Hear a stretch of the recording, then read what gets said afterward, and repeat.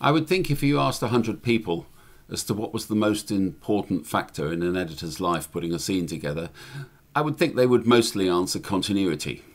It's probably in the grand scheme of things about number 5 or 6. There are several more important things to consider above continuity, but that's not to say it's not important.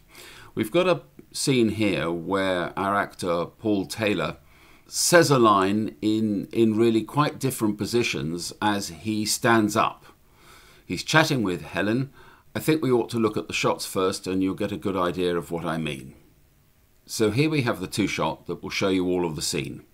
I've missed it for good, haven't I? I'll tell you what we could do. If we go back to my place, we could go on the internet, go on the station's website and listen to it again. And we've got 2 singles, one of Tim, one of Helen, to cover the same bit of action. First up, there's Tim. I've missed it for good, haven't I?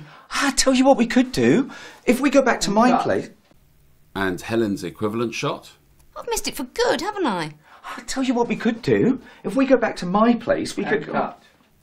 OK, let's have a go at putting them together. First of all, let's put the first line from Helen down.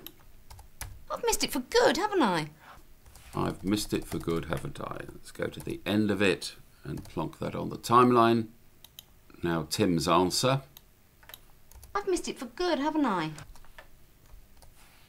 I think these can go together fairly sharply. I'll tell you what we could do. If we go...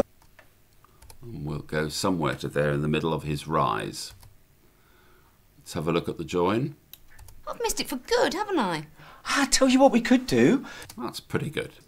Our problem is here on his rise. This shot becomes really ugly once he starts to move.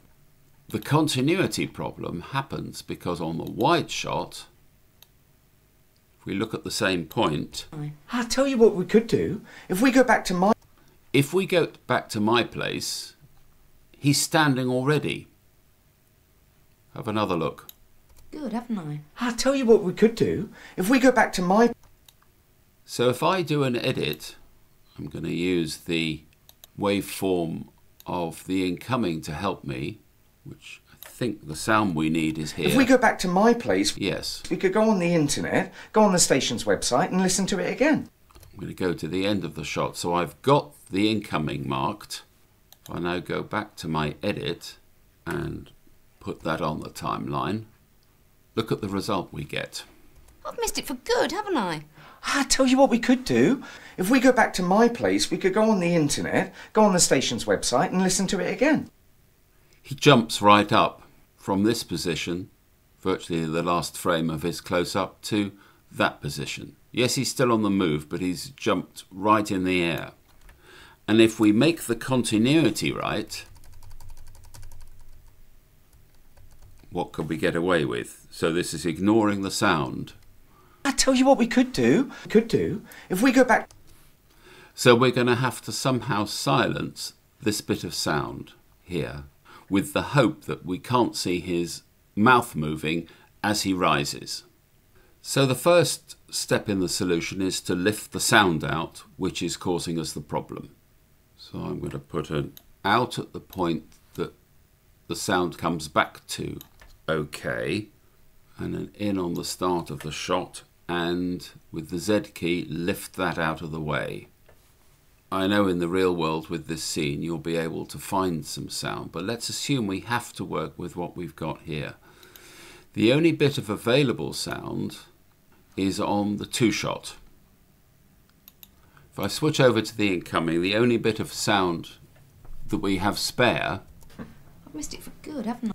It's just after the little huh. That, I reckon, is the extent of silence that we've got. Let's just try putting that into the gap. Has that helped us at all? We could do. If we go back to... I'm hearing a bit of breath, so I'm going to have to move that back again. A tiny bit more. 1, 2, 3. Try it. I'll tell you what we could do.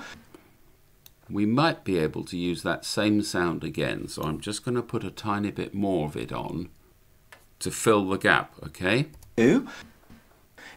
I'm still aware that I'm hearing this breath. Knock it back. I'll tell you what we could do.